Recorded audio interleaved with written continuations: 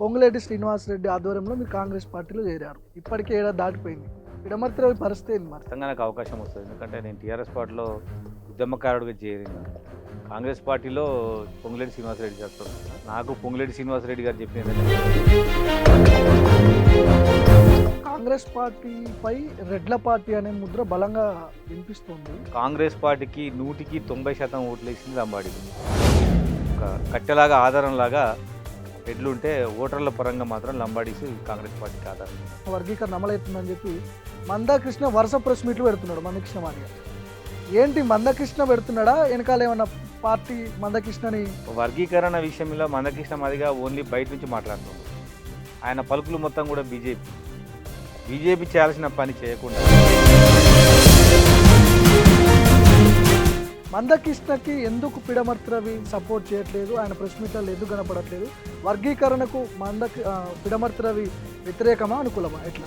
నేను వర్గీకరణకు అనుకూలం, నేను 12% అంటున్నా. కృష్ణ మాదిగా 7% అంటుండు. ఆయన మాదిగలకు వచ్చే లాభం ఏంది? వర్గీకరణ జరిగితే అంటే ఇప్పుడు ఇది డిమాండ్, క్యాస్ట్ పెట్టిన డిమాండ్, అది విజయవంతం కావాలని మాదిగల కోరిక. దాంతో పెద్దగా జీవితాలు ఏం మార్పు రావు. భవిష్యత్తులో కాంగ్రెస్ పార్టీ తెలంగాణలో మళ్ళీ కనపడకుండా పోతుందనే చర్చ కూడా మొదలైంది. మళ్ళీ కాంగ్రెస్ పార్టీ గెలుస్తుంది. ఎందుకంటే రాష్ట్రంలో నా ఆలోచన ప్రకారం మాత్రం 3 వర్గాలుగా. ఒకప్పుడు నేను మాదిగ సామాజిక వర్గానికి సంబంధించిన వ్యక్తిని చెప్పుకోవడానికి చాలా సిగ్గుగా ఉండేది. ఈరోజు నేను మాదిగ అని చెప్పుకునేలా చేసింది మందకృష్ణ కాదంటారా? అయితే మాకు 3 పార్లమెంట్లో సీటే రాలే. ఏం నాయకుడు నువ్వు? మాదిగా మంత్రే లేదు తెలంగాణలో. నువ్వేం నాయకుడు? నువ్వు పోయి ట్యాంక్ బండ్లో దునుకు టప్పు కొట్టుడు కాదు. నమస్తే, welcome to the Bhargav podcast. Telangana రాష్ట్రంలో గత కొన్ని రోజుల నుంచి కూడా మాల వర్సెస్ మాదిగ అనే పంచాయతీ నడుస్తూ ఉంది. అది అందరికీ కూడా తెలుసు. ఎస్సీ వర్గీకరణకి ఎవడు అడ్డం పడ్డా కూడా ఖచ్చితంగా వర్గీకరణ జరుగుతుందని చెప్పి మందకృష్ణ మాదిగ నమ్ముతున్నాడు. ఒకవైపు మాలలేమో లేదు రాజ్యాంగబద్ధమైన ఎస్సీ వర్గీకరణ చేయాలి, పార్లమెంట్లో చట్టం తీసుకురావాలి, బిల్లు పెట్టాలి, అట్లా చేస్తే మేము దాన్ని స్వాగతిస్తామని చెప్పి మాల సామాజిక వర్గానికి సంబంధించిన నాయకులు చాలామంది మాట్లాడుతున్నారు. సో ఈ వర్గీకరణ పార్టీలు అంటే ప్రధాన పార్టీలు ఏవైతే ఉన్నాయో, ఒక ప్రధానమైన పార్టీ ఈ వర్గీకరణ వెనకాల ఉండి మందకృష్ణని ట్రాప్ చేసి మరి తెలంగాణలో రాజకీయ లబ్ధి కోసమే ఇవంతా కూడా చేస్తోంది అని చెప్పి కొంతమంది వర్షన్ డిస్కస్ చేద్దాం. నాతో పాటు తెలంగాణ ఉద్యమకారుడు, తెలంగాణ తొలి మాజీ SC corporation chairman doctor Pidamarthi Rao గారు ఉన్నారు దాంతోపాటు. నమస్తే రావన్న. నమస్తే భార్గవ్. ఎట్లున్నారు? Fine brother. ముందుగా నా ప్రశ్న ఏంటంటే, పిడమర్తి రవి ఏ పార్టీలో ఉన్నాడు? కాంగ్రెస్ పార్టీ క్రియాశీలక కార్యకర్త. ఓకే. గవర్నమెంట్ వచ్చి ఏడాది దాటిపోయింది. ఎస్. మీకు అసెంబ్లీ ఎన్నికల్లో కావచ్చు, లోక్సభ ఎన్నికల్లో కావచ్చు, మీరు ఒక హోప్ ఇచ్చింది మీకు కొంతమంది కీలక నాయకులు ఉన్నారు. పేరు కూడా చెప్తున్నా నేను. పొంగులేటి శ్రీనివాసరెడ్డి ఆధ్వర్యంలో మీరు కాంగ్రెస్ పార్టీలో చేరారు. అవును. ఇప్పటికే ఏడాది దాటిపోయింది. పిడమర్తి రవి పరిస్థితి ఏంది మరి? చాలా ఉన్నాయి కదా, ఇంకా నామినేటెడ్ పదవులు చాలా ఉన్నాయి. మార్చిలో ఎమ్మెల్సీలు ఉన్నాయి, ఇంకా భవిష్యత్తు ఉన్నది. కొత్తగా వచ్చిన పార్టీలో ఖచ్చితంగా నాకు అవకాశం వస్తుంది. ఎందుకంటే నేను టీఆర్ఎస్ పార్టీలో ఉద్యమకారుడిగా చేరిన. కాంగ్రెస్ పార్టీలో పొంగులేటి శ్రీనివాసరెడ్డి గారితో వచ్చిన.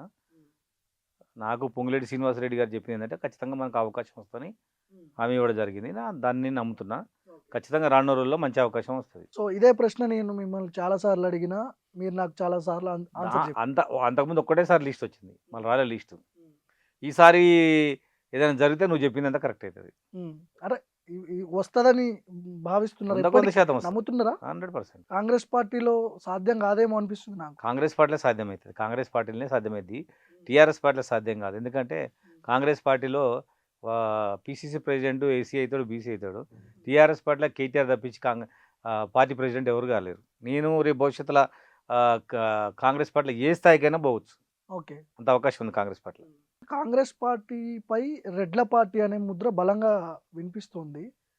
ఇందులో ఎస్సీ, ఎస్టీ, బీసీ మైనార్టీలకు ఏ విధంగా న్యాయం జరుగుతుంది అనుకోవచ్చు ఈ ముద్ర వల్ల? సహజంగా ఏంటంటే గ్రామాలలో రెడ్లు కాంగ్రెస్ పార్టీకి వెన్నెముకగా ఉంటారు. కానీ కాంగ్రెస్ పార్టీకి 100కి 90% ఓట్లు వేసింది లంబాడీలు. ఓకే. సో దానికి ఒక కట్టెలాగా ఆధారంలాగా రెడ్లు ఉంటే ఓటర్ల పరంగా మాత్రం లంబాడీస్ కాంగ్రెస్ పార్టీకి ఆధారంగా ఉన్నారు. వాళ్ళ ఆ పార్టీని వాళ్ళ సొంత పార్టీగా ఓన్ చేసుకోవడం, అవసరమైతే అరెకరం పొలం అమ్మి ఆ గ్రామాలలో మనీ తక్కువైతే కలిపి చేసుకోవడం లాంటి కార్యక్రమాలు అక్కడ ఉన్న స్థానిక గ్రామ శాఖ రెడ్లు చేస్తారు. కాబట్టి మనకు అట్లా అనిపిస్తుంది. తెలంగాణలో కాంగ్రెస్ పార్టీ వెంట అంటే కాంగ్రెస్ పార్టీలో చాలామంది మాల సామాజిక వర్గాలకు సంబంధించిన నాయకులే చాలామంది కనిపిస్తున్నారు. సామాజిక వర్గానికి సంబంధించిన నాయకులు బలంగా ఎవరు కనపడట్లేదు. పదవులు కూడా పెద్దగా ఏం లేవు మాదిగ సామాజిక వర్గానికి. పిడమర్తి రవి ఒక సామాజిక వర్గానికి సంబంధించిన నాయకుడని పక్కన పెట్టారనుకోవచ్చు. ఎట్లా? లేదు, ఎందుకంటే ఇది ముందు నుంచి కాంగ్రెస్ పార్టీలో మాలలు ముందు నుంచి ఉన్నారు. అదే అదే స్థాయిలో మాదిగలు ఉన్నారు. కానీ ఎప్పుడైతే ఎన్టీఆర్ వచ్చిండో కాంగ్రెస్ పార్టీలో మాలలు, టీడీ పార్టీలో మాదిగల్లాగా చీలిపోయినారు. ఓకే.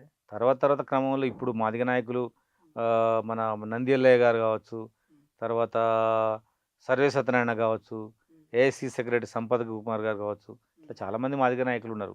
కాకపోతే ఏంటంటే వాళ్ళకు స్పీకరు, తర్వాత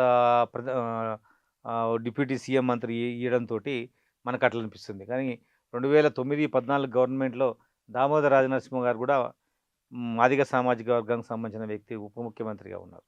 వారికి ముందు కాంగ్రెస్ పార్టీలో కోనేరు రంగారావు గారు ఉమ్మడి రాష్ట్రంలో ఉప ముఖ్యమంత్రి గారుగా ఉండే.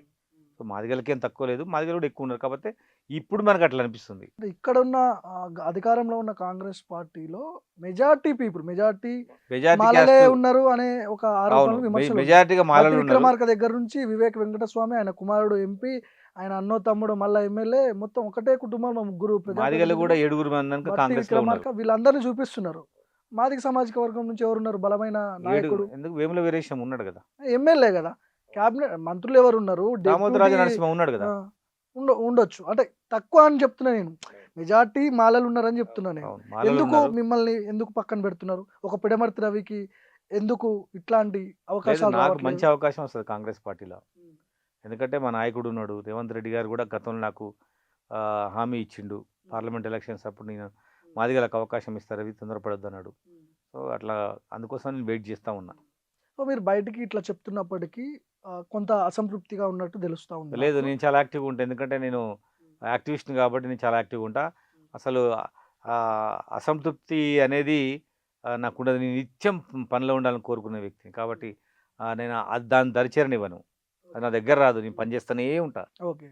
ఉద్యమకారులకి 250 గజాల స్థలం ఇస్తామని చెప్పి అసెంబ్లీ ఎన్నికల్లో కాంగ్రెస్ పార్టీ చెప్పింది. అవును, ఎంతవరకు ఇంప్లిమెంట్ అయింది? మీరు కూడా ఉద్యమకారుడే, దాని గురించి మీకు దక్కాల్సిన గౌరవం మీకు దక్కిందా లేదా? ఒక ఉద్యమకారుడు మీరు ఖచ్చితంగా కేసీఆర్ కన్నా కాంగ్రెస్ పార్టీ ఉద్యమకారులకు ఎక్కువ చేస్తుంది. ఇచ్చిరా మీకు? కేసీఆర్ ఇవ్వలేదు, ఇంకా ఇస్తారు.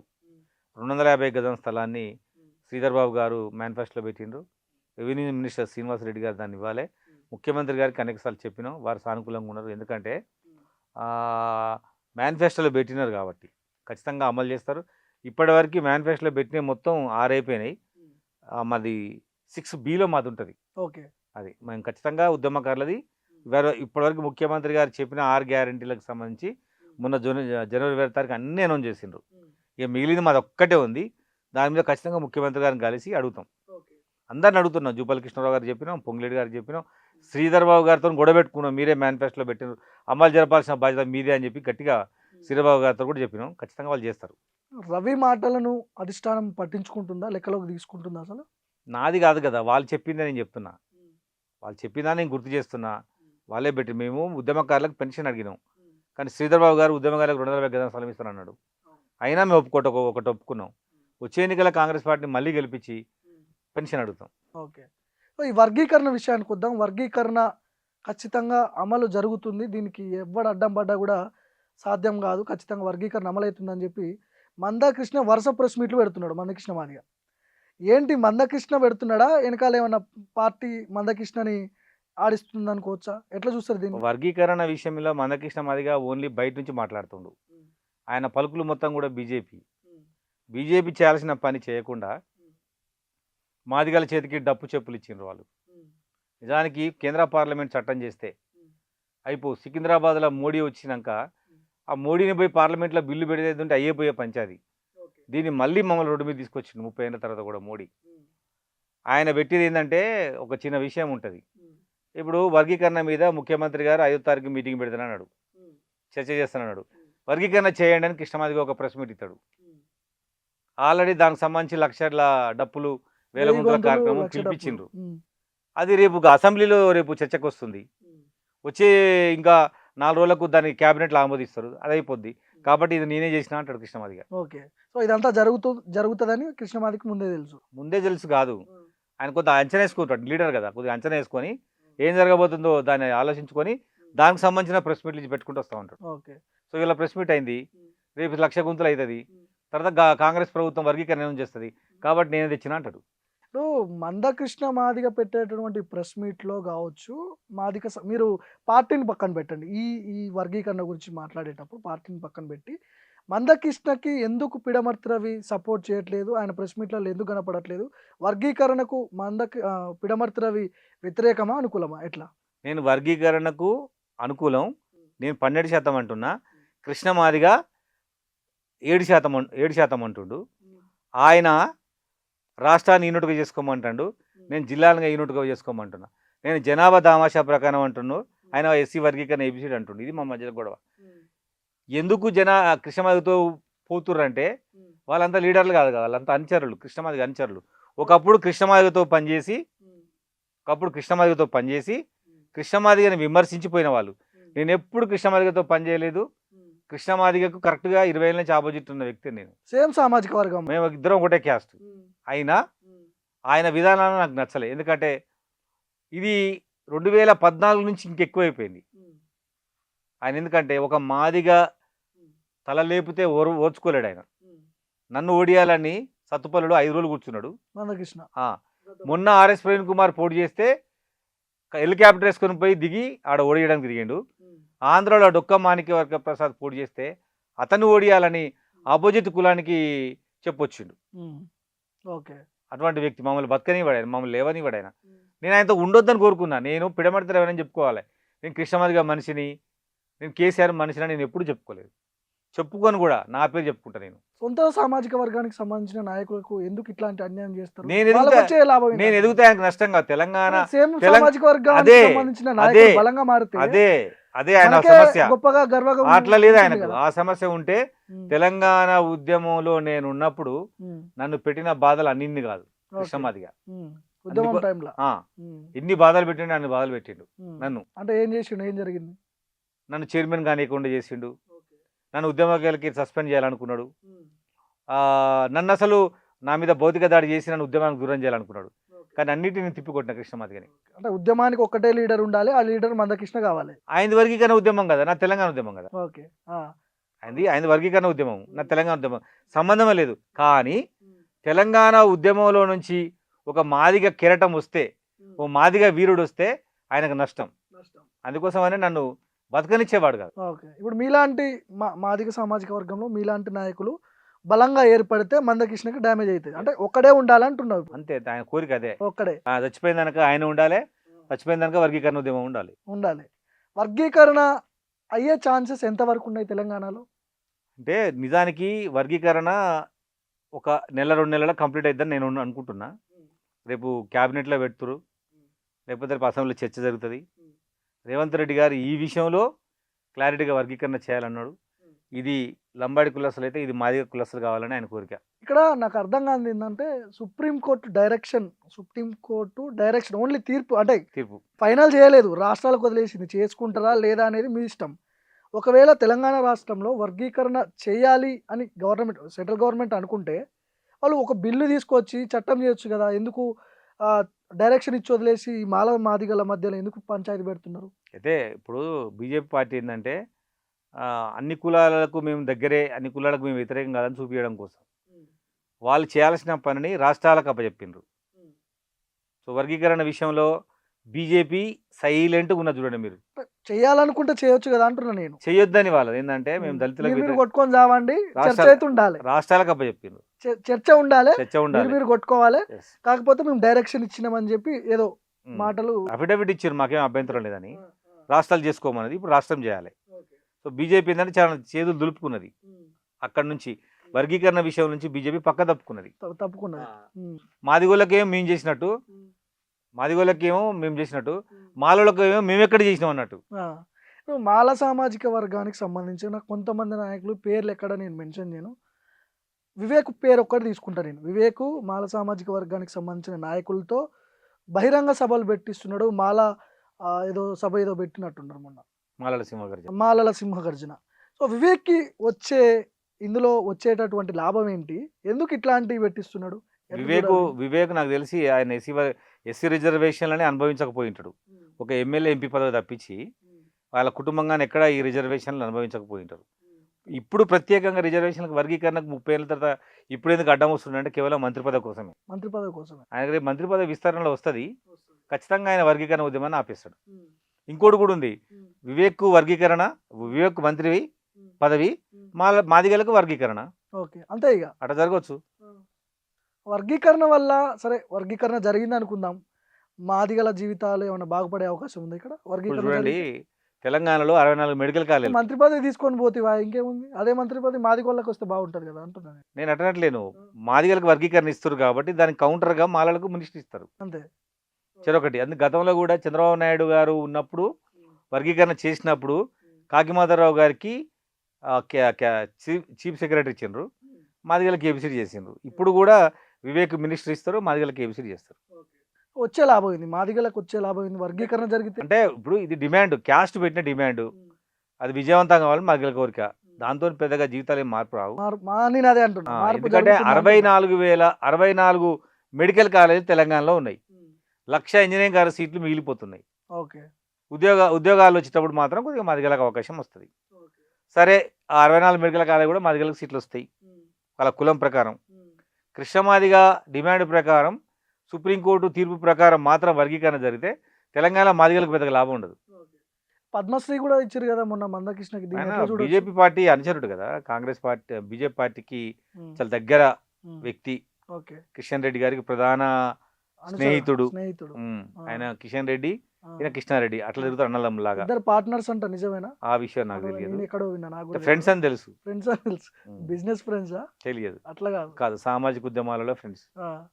అదే పద్మశ్రీ ఇవ్వడం పట్ల అందరూ సరే, ఉద్యమాల్లో 30 ఏళ్ళ నుంచి వర్గీకరణ కోసం కొట్లాడిన ఆయనకు దక్కాల్సిందే అని చెప్పి మాట్లాడడం, అది అందులో ఎంతో కొంత ఉండొచ్చు.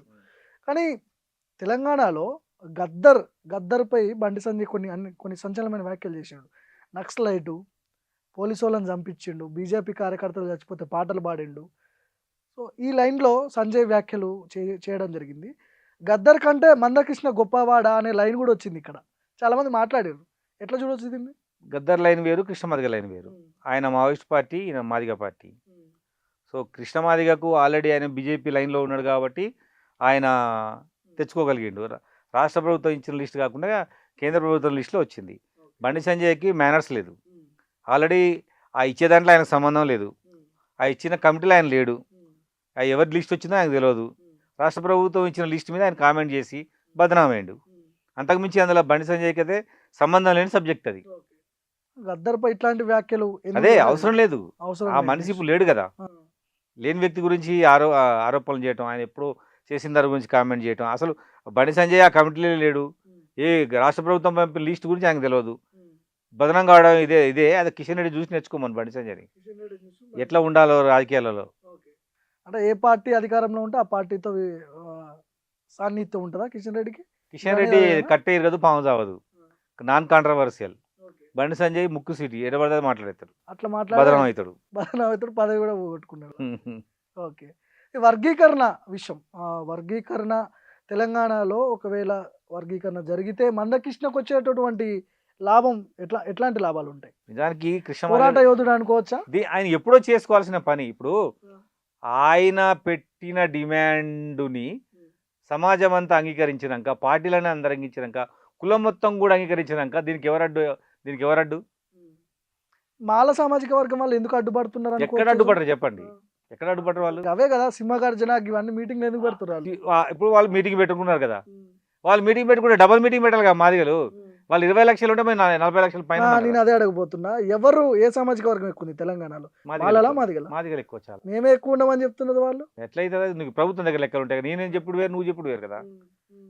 మీ ఊర్లో చెప్పరా పోనీ, మా ఊర్లో చెప్తా నేను. వాళ్ళు ఉండరు, సగం కన్నా తక్కువగా ఉంటారు. మేము ప్రభుత్వం 2011 జనాభా లెక్కల ప్రకారం మాలలు 17 లక్షలు, మాదిగలు 31 లక్షలు. ఇది నేను చెప్పింది కాదు. డాక్టర్ డాక్టర్ వెంకటేశ్వర్లు అని ఒక ఆయన మాల ప్రొఫెసరే, ఎకనామిక్స్ డిపార్ట్మెంట్ ఏవి కాలేజ్ అని చెప్పిండు. ఆయన ఇచ్చిన గవర్నమెంట్ లెక్కల ప్రకారం. నేను చెప్పింది కాదు ఇది. ఇప్పుడు లేటెస్ట్గా గవర్నమెంట్ కులగణన ఉంది, ఆ లెక్కల ప్రకారం చెప్పమనండి. ప్రభుత్వం దగ్గర ఉంటుంది కదా, రేపు మాకు వచ్చే పర్సంటేజ్ కూడా ద్వారా మేము ఎంతమంది తెలిపోద్ది. ఈ కులగణన సర్వే ఒకటి రిలీజ్ చేశారు రీసెంట్గా. సో దాంట్లో బీసీలు 54%, 56% ఓన్లీ బీసీలు లేదు, 46%. అని చెప్పి 46%, ముస్లింలతో కలుపుకున్న బీసీలు 56%. 50%, అదే మొత్తం కలిపి. సో ఇందులో చాలా లోటుపాట్లు ఉన్నాయి, బీసీలను చంపే కుట్ర జరుగుతుందని చెప్పి మీ పార్టీ నాయకుడే తీన్మార్ మల్లన్న బహిరంగంగా చెప్తున్నాడు. ఎట్లా చూడాలి దీన్ని? చూడండి, ప్రభుత్వం బీసీల పట్ల వేరే ఉద్దేశం ఉంటే ఆ కులగణనే చేయదు.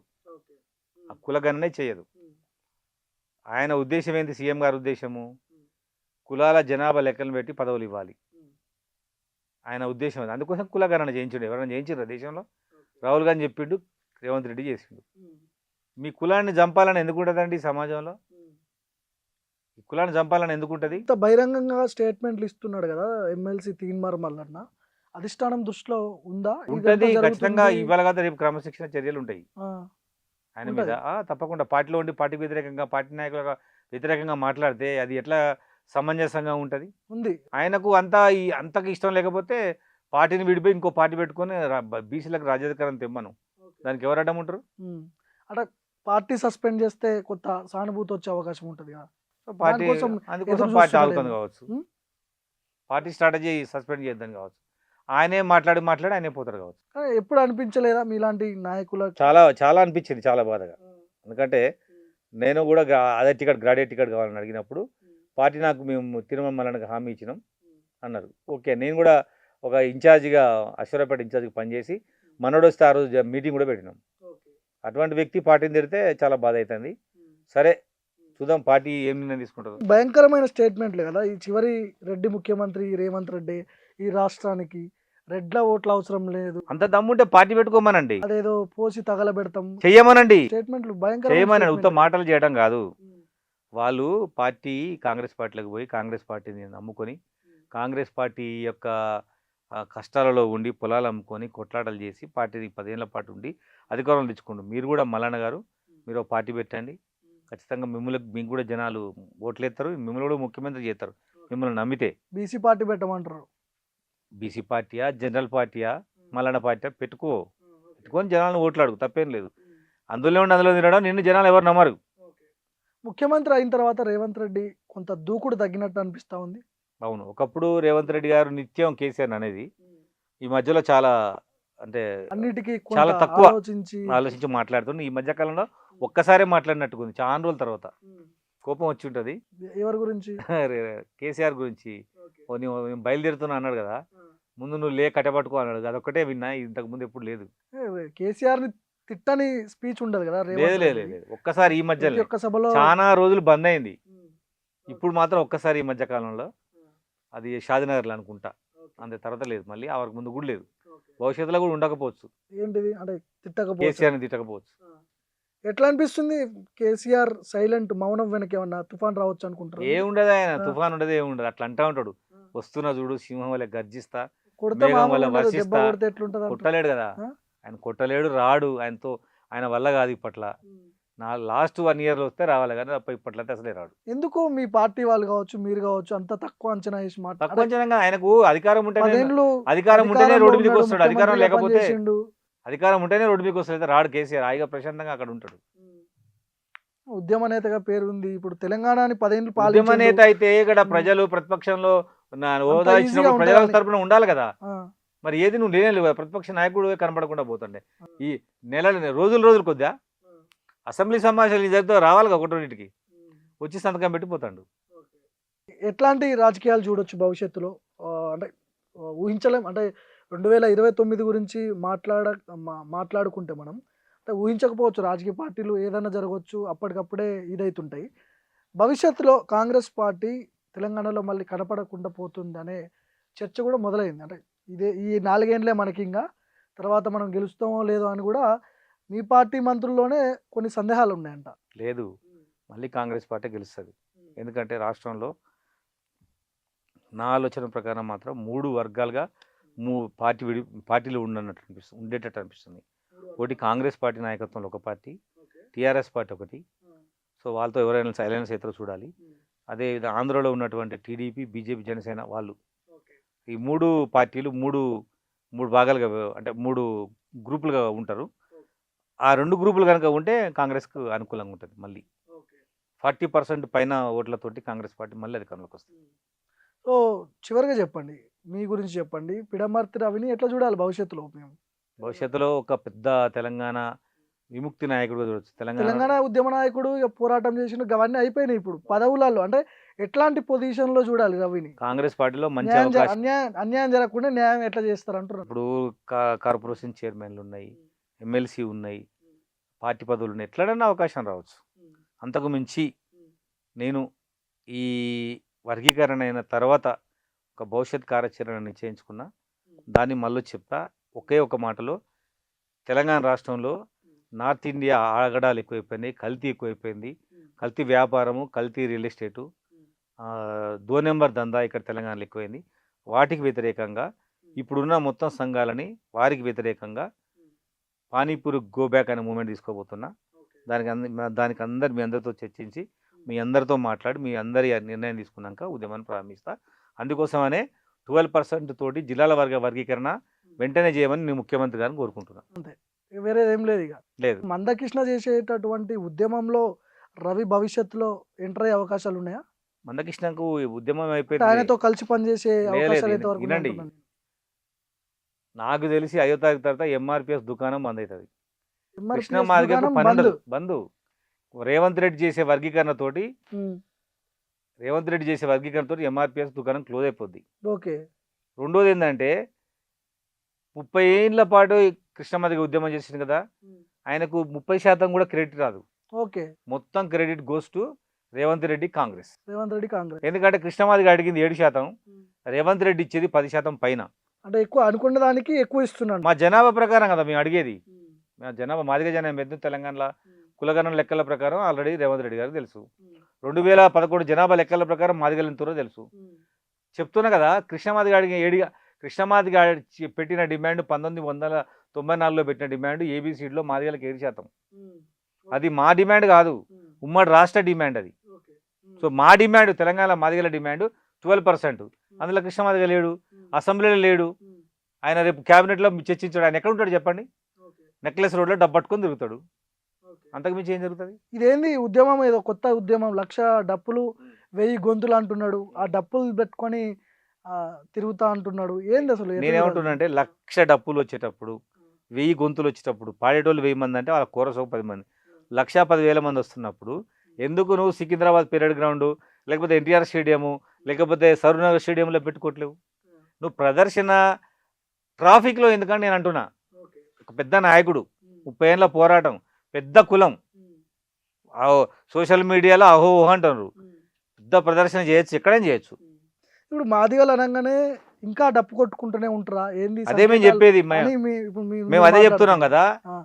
కృష్ణమాదిగ ఇదే ఉద్యమాన్ని 1,00,000 సూట్లు వేసుకొని రాండి, బూట్లు వేసుకొని రాండి అంటే మేము వచ్చేవాళ్ళం. రాజ్యాంగం పట్టుకొని రాండి అంటే మేము వచ్చేవాళ్ళం. ఇదేం పని? ఇంకా డప్పులు కొట్టుకొని చెప్పులు కొట్టుకోవడం, మమ్మల్ని హీనంగా అంటరానితనంగా చూసినటువంటి ఆ పనిని, ఆ పనిముట్లని కూడా పట్టుకొని రమ్మంటుండు ఆయన. ఇప్పుడు మరి ఏం చేయాలి? ఈ వర్గీకరణ అయిపోయినాక ఆ డప్పులన్నీ సావుల కాడ కొట్టాలనా, పిల్లల కాడ కొట్టాలనా? మరి మేము ఆ 1,00,000 డప్పులు ఏం చేసుకోవాలి? ఇదే నేర్పేది. ఒకప్పుడు నేను మాదిగ సామాజిక వర్గానికి సంబంధించిన వ్యక్తిని అని చెప్పుకోవడానికి చాలా సిగ్గుగా ఉండేది. ఈరోజు నేను మాదిగా అని చెప్పుకునేలా చేసింది మందకృష్ణ కాదంటారా? అయితే మాకు 3 పార్లమెంట్లో సీటే రాలే. ఏం నాయకుడు నువ్వు? మాదిగకు మంత్రే లేదు తెలంగాణలో. నువ్వేం నాయకుడు? నువ్వు అన్ని పార్టీలు మాకు 8-9 సీట్లు ఇచ్చినాయి. నువ్వేం నాయకుడివి? 30 ఏళ్ళ పాటు నీ నాయకత్వంలో ఏబిసిడి కాలే. నువ్వేం నాయకుడివి? పోయి ట్యాంక్ బండ్లో దునుకు, డప్పు కొట్టుడు కాదు. 30 ఏళ్ళు నడుతుంది ఎవరైనా ఉద్యమం నాయకుడు? కేసీఆర్ 10 ఏళ్ళు కంప్లీట్ చేసి మళ్ళీ 10 ఏళ్ళు ముఖ్యమంత్రి చేసి ఇట్లా పండలేదా జనాలు ఓడగొడితే? మరి నువ్వేం చేసినావు 30 ఏళ్ళు చేస్తారు వాడేమో. ఒకవేళ ఇప్పుడు వర్గీకరణ జరిగితే మందకృష్ణ క్రెడిట్ మందకృష్ణగా వెళ్తది కానీ రేవంత్ రెడ్డి ఎట్లా వెళ్తుంది? ఆయన పోరాటమే అరే కదా. ఎట్లా వెళ్తే చెప్పండి. సోనియా గాంధీ తెలంగాణ ఇచ్చిందంటారు కదా, రేవంత్ రెడ్డి తెలంగాణ ఇచ్చిందంటారు, రేవంత్ రెడ్డి ఏబిసిడి చేసినంటారు. అదే భయం రేవంత్ కృష్ణమాదిగకు. ఈ పనిని రేవంత్ రెడ్డి చేస్తే మాదిగలంతా కాంగ్రెస్ వైపు ఆలోచిస్తే నా ఎమ్మటి ఎవరు రారు. నా ఎమ్మటి రావాలంటే వచ్చే ఎన్నికల వరకు దీన్ని అట్లే ఆపి మా బీజేపీకి ఓటేసి కిషన్ రెడ్డి ముఖ్యమంత్రి చేసి అప్పుడు ఈయన వర్గీకరణ చేసుకోవాలి. అప్పటిదాకా దీన్ని ఆపాలని కోరుకుంటున్నాడు. యేసుప్రభు మొక్కుంటాడు ఆయన. దీన్ని బట్టి చూస్తే మందకృష్ణ వర్గీకరణకు వ్యతిరేకంగా వ్యతిరేకం అనట్లే, వ్యతిరేకమే కదా మరి. ఇప్పుడు కావద్దని, చెయ్యొద్దనే కదా, ఇప్పుడు చేయొద్దని, ఎప్పుడైనా చేయని, ఎప్పుడైనా చేయొచ్చు. ఇప్పుడైతే భవిష్యత్తులో వద్దు. ఈ పోరాటం ఇట్లా వచ్చే ఎన్నికల్లో మాత్రం చేసుకో, ఎన్నికల ముందు చేసి కిషన్ రెడ్డి కోట్లు వేయడానికి మాత్రం ప్రయత్నం చేస్తాం. 2029లో వచ్చే అసెంబ్లీ ఎన్నికల్లో మందకృష్ణది ఎట్లాంటి రోల్ ఉంటది ఎన్నికల టైంలో? ఇప్పుడు కూడా బీజేపీ మనిషి అని చెప్తున్నారు మీరు 100%. ఇప్పుడు మేము బీజేపీకి వ్యతిరేకంగా పోరాటం చేయకుండా ఆయన పోయి నిలబడతాడు. ఊళ్ళో పాలేరులు ఏం చేస్తారంటే వేరే కుల వాళ్ళు మాదిగలను కొట్టడానికి పాలేరులను వాడతారు. మమ్మల్ని అందరిని ఆపడానికి బీజేపీ కృష్ణమాదిగని అడ్డం పెట్టింది మాకు. ఓకే, ఇప్పుడు కృష్ణ మాదిగ చెప్తే మాదిగ సామాజిక వర్గం ఓట్లు అందరూ మెజారిటీ ఓట్లన్నీ పడతాయి పడవు. ఎవరికి వీళ్ళకి ఏ అని చెప్పి ఇప్పటివరకు కృష్ణమాదిగ ఎప్పుడు ఏ ఎన్నికల్లో పాల్గొని అన్ని ఎన్నికలలో ఓడిపోయిండు. మొత్తం కర్ణాటక పోతే కర్ణాటకలో బీజేపీ, తెలంగాణలో అయితే తెలంగాణలో పోయింది బీజేపీ. వాళ్ళ కూటమి మాత్రం ఆంధ్రాలో వచ్చింది. ఆయన పోతే గెలవ చంద్రబాబు నాయుడు ఊపులా ఎంఆర్పిఎస్ కూడా ఉంటే వచ్చింది. కానీ ఆంధ్రాలో మాత్రం ఏబిసిడి జగన్ మాత్రం ఒక కార్యక్రమం చేయట్లేడు. పొద్దున్నే హైదరాబాద్లో తిరుగుతాడు. Okay, anyway thank you so much అన్న. Thank you. నమస్తే. చూస్తూనే ఉండండి ది భార్గవ్ పాడ్కాస్ట్.